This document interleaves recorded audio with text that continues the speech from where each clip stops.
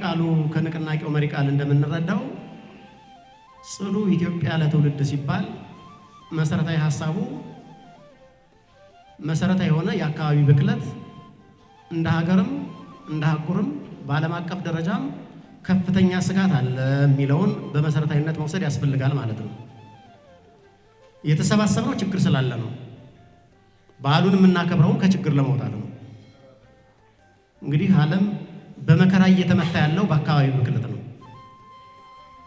ሰለጠንኩ የሚለው ዓለም እንኳን መወጣት ያልቻለው የመጠቀ ጥበቡን ተጠቅሞ እንኳን ሊቋቋመው ያልቻለው ችግሩን ማለፍ ያልቻለው እንኳን እኛ ያላደግኖች የአካባቢ ብክለት ጉዳይ ዓለምን በጣም በከፍተኛ ስጋት እያስጨነቀ ነው ያለው።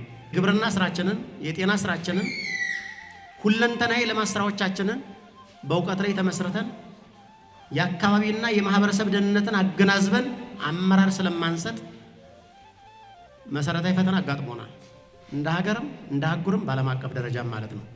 ስለዚህ ያ ስላሳሰበን ነው እኛም የዓለም አንድ አካል ስለሆን፣ እኛም የሀገሪቱ አንድ አካል ስለሆን፣ እኛም የአህጉራችን አንድ አካል ስለሆነ ነው መነጋገር የሚያስፈልገው። ከተማችን እጅግ በፍጥነት ማደግ ላይ ያለች ከተማ ናት። ታውቃታላችሁ። ቢቸናን ጥንታዊት የሆነች ከተማ የታላላቅ ምሁራን የታላላቅ ባለታሪኮችና ጀግኖች አገር ትውልድ ቦታ ናት። ለጀግኖቿ ክብር የሚመጥን ከተማ እንዲኖረን፣ ለእውቀት ማማዎቿ ለልጆቿ ክብር የሚመጥን ከተማ እንዲኖረን፣ ወረዳ እንዲኖረን ከተፈለገ ለአካባቢ ጥበቃ ልዩ ትኩረት መስጠት ግድ ስለሆነ ነው ዛሬ የምንነጋገረው። የአካባቢ ጥበቃ ባለስልጣን ስልጣንና ተግባራት እንግዲህ እንደሚታወቀው ተቋማችን ከተቋቋመ ብዙ ጊዜ ቢሆነውም አካባቢ ትምህርትን በመደበኛና መደበኛ ባልሆነ መንገዶች እንዲካተቱና እንዲስፋፉ የሚያደርግበት ሁኔታ አለ። ሌላኛው የዱር እንስሳት እንዲጠበቁ የሚያደርግበት ሁኔታ አለ። ዋናው ርዕሰ ጉዳይ ጽዱ ኢትዮጵያ ፕሮግራም ምን ይመስላል የሚለውን እሱን ባጭሩ ለማየት እንሞክራለን።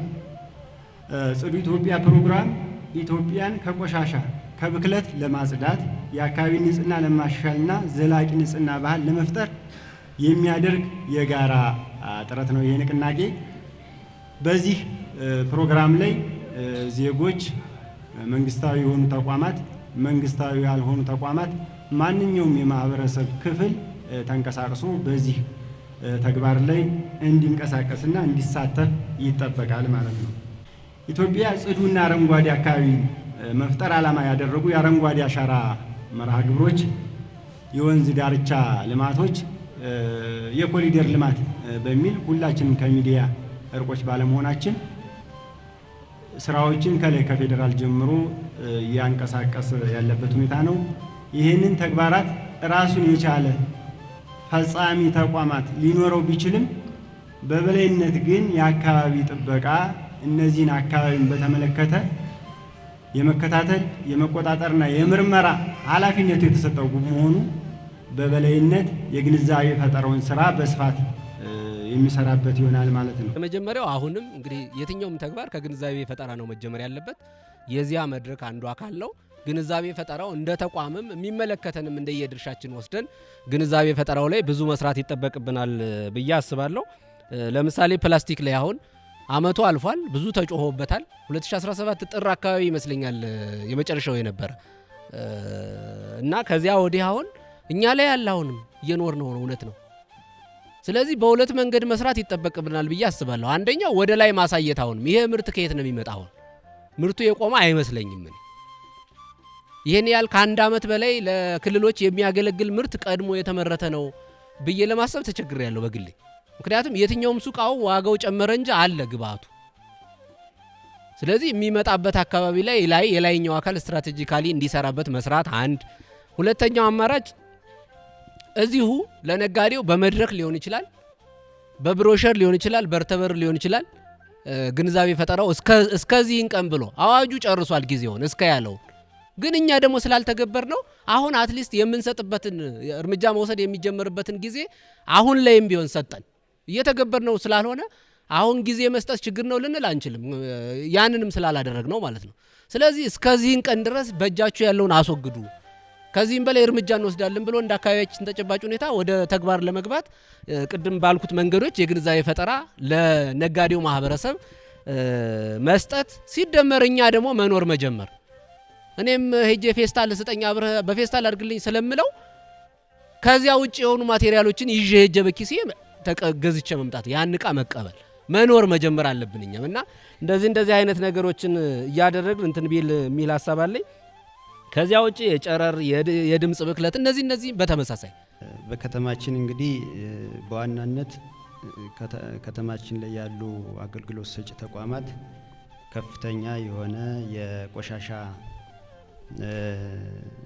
ምርቶችን የሚያመርቱ ተብሎ ከተለዩ ውስጥ አንዱ ነው እነዚህ እንትኖች ላይ ደግሞ ብዙ ጊዜ በሃይጂን ኮሚቴም እየተንቀሳቀስን የሰራንባቸው ሁኔታዎች አሉ እና ምንድነው አንደኛ የከተማ አገልግሎት ሰጪ ተቋማትን የሚያስተዳድሩ ባለሀብቶች የእውቀት ክፍተት አለባቸው በተደጋጋሚ በምንሄድበት ሰዓት ደጋግመን በቼክሊስትም እንሰጥበት አጋጣሚ አለ ያን ቼክሊስት መሰረት አድርገው ግን እየሰሩልን አይደለም ቅድሚያ ትምህርት መቅደም አለበት ከሚል አንፃር ነው ቼክሊስት የምንሰጠው ያ ባለመሆኑ ምክንያት ቅጣት አስተማሪ ባይሆንም በሰፊው እየተቀጡ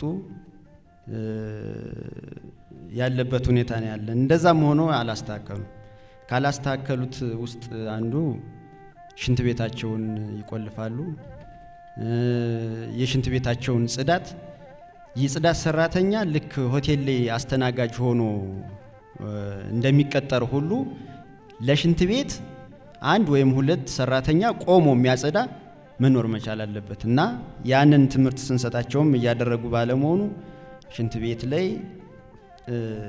አይደለም እዚህ ከተማ ያለ ከሌላ ቦታ ተጠቃሚ ሆኖ የሚመጣም የሚያሳፍር እንትን ያለውና ቅጣት በጣም እየተቀጡ የሚገርማችሁ በዞን ደረጃ ራሱ የእነማይ ወረዳ ነው እነዚህን እንትኖችን እየተገበረ ያለ በሃይጂን ኮሚቴ በጥንካሬ ቅጣትም እየቀጣ ትምህርትም እየሰጠ ያለ ወረዳ ተብሎ የሚመሰገን እንትን እነማይ ወረዳ ነው ግን ደግሞ ይሄም ሆኖ ደግሞ ሆቴሎች አሁንም በጣም አሳፋሪ የሆነ የማኔጅመንት እንትን ያላቸው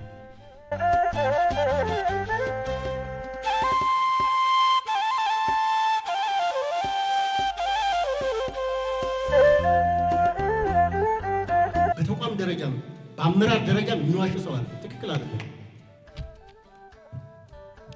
ይዋሽን መተን ያለንበትን ስቃይና ውጣ ውረድ ምን ለእናንተ መናገር ለቀባሪ ማርዳት ነው የሚሆነው ለሚዲያ ሽፋን አሁንም ብሶናል ባይዘው የሚዲያ ሽፋን እከሌ እንደዚህ ያደረገ ተብሎ እዛ ሚዲያ ላይ ስለቆመ ብቻ አገር አሻገርኩ ህዝብ ለውጥኩ ካለ ትክክል አይደለም እንደኛ ተቋም ስመጣ ተቋሙ እንደው ከኛ ውጭ ባለቤት የለውም ማለት ይችላል የሚያውቀን ተቋም አለ ብዬ አልገምትም ከተወሰኑ ሰዎች በስተቀር ብንታወቅም ድጋፍ የለም ክትትል የለም እገዛ የለም በራሳችን አሰራርና መርህ ብቻ ነው በአቅማችን ልክ እየደገፍን እያገዝን ያለን እርምጃም እየወሰድን ያለን እንጂ ትኩረት የተነፈገው ተቋም ነው ምናልባት እኔ ለተቋሙ አዲስ ብሆንም ማለት ነው ይሄ ተቋም ደግሞ እንደማንኛውም ዝም ብሎ ቦሬና ከአሰራር ውጭ የፖለቲካ እሹን ለማሳካት ብቻም ሳይሆን ህግና ደንብ አዋጅና መመሪያ አለው ይሄንን ደግሞ የማስፈጸም ግዴታ ከኛ ቢሆን ያለው ማህበረሰብ የመፈጸም ግዴታና የማስፈጸም ኃላፊነት አለበት ስለዚህ ተባብረን ንጹህ ከተማ ንጹህ መንደር ለመፍጠር እዚህ ያለው አመራር ቆራጥ መሆን መቻል አለበት ነው ቆራጥ አንዳንዴ አማርኛ መድረክ ላይ ማሽሞንሞን ብቻ አይደለም ተቆጥሮ የተሰጠውን ስራ ቆጥሮ ማስረከብ የቆራጥ አመራር ባህሪ ነው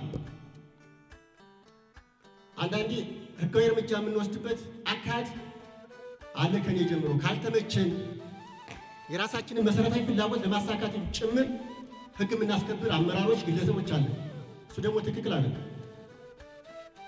ሰውን መጀመሪያ ታስተምራለህ፣ ግንዛቤ ትወስዳለህ፣ ታግዛለህ፣ አብረህ ትሰራለህ። አስፈላጊ ከሆነ በሚመለከተው አካል እርምጃ እንዲወሰድ ማድረግ ለሀገርና ለአካባቢ ደህንነት ይጠቅማል። እኔ መውጣት አለብን ብዬ የማስበው አንዳንዶቹ እኛ የምንመልሳቸው ጉዳዮች እኛ ያልሰራናቸው ስራዎች ወስደን መስራት እንጂ መመለስ አስፈላጊ ነው ብዬ አላምንም። ይህም ምለው ምንድነው እንደ ከተማ ደረጃ ያልሰራናቸው ተግባሮች አሉ። በአካባቢ ጥበቃ ጽሕፈት ቤት በኩል ደግሞ ያልተሰሩ ስራዎች አሉ። እኔ ከዚህ ሌሰን መውሰድ አለብን ብዬ የማስበው ተቀናጅተን ተግባራትን ከመስራት አኳያ ያለን ችግር ውስንነት ሳይሆን ሰፊ ችግር ያለበት ነው የሚለውን ውሰዱ እና መውሰድ አለባችሁ ብዬ የማምነው ለዚህ ተቋም አጋር አካላት የሆኑ ተቋማት ጋር እጅና ጓንቱ ነው በመስራት ተግባራትን ቆጥሮ መስጠት፣ ተግባራትን ቆጥሮ መገምገም፣ ተግባራትን በተቀናጀ መንገድ መፈጸም የእናንተ ድርሻ ይሆናል ማለት ነው። ይሄ በጣም ፌል የሚያደርገው አንድ ህንፃ ይሄ ለማን እንወስደው? አንድ ህንፃ እኮ G+4 ገነባ፣ ሽንት ቤት የለውም ብሎ ደግሞ ምን ጠየቀ? ማስፋፊያ ጠየቀ። ይመችል እና እዚህ ያለን ሰዎች ሰርተናል ብለን ደፍረ የምናወራበት እድል አለ እንዴ? ይሄ አሁን ለዚህ መሰረተ ልማት ተጠያቂ ነው። ቁጥር አንድ እንዴት አንድ ፎቅ ሲገነባ አለ ሽንት ቤት G+4 ይገነባል?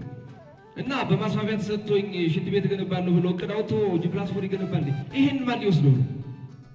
ይሄ ከተማችን ላይ ፕራክቲካል የሆነ ጉዳይ ነው። ሆቴሎቻችን እጅግ አሳፋሪ ናቸው። ይሄን ደግሞ እኔም ተጠያቂ ነኝ። ስለዚህ ቀጣይ ተጋግዘን እንደ ተቋም እናንተም አካባቢ ጥበቃ ጥርስ ያለው አንበሳ መሆን አለበት። በከተማ ደረጃ ያለ ተቋም ደግሞ ተመሳሳይ ጥርስ ያለው አንበሳ መሆን አለበት። ዋይ ኖት እስከ ማሽግ ለምን አደርሱ? እኔ ቅድም አብዮት ያለው ጥሩ ነው በጅምር ደረጃ እንደው ዞን ደረጃ እንደው በመቅጣት አንደኛ ምናምን ይሁንሽ እንደው ብቻ 1000 ብር 2000 ብር መቅጣት እኔ በቂ ነው ብዬ አላምንም።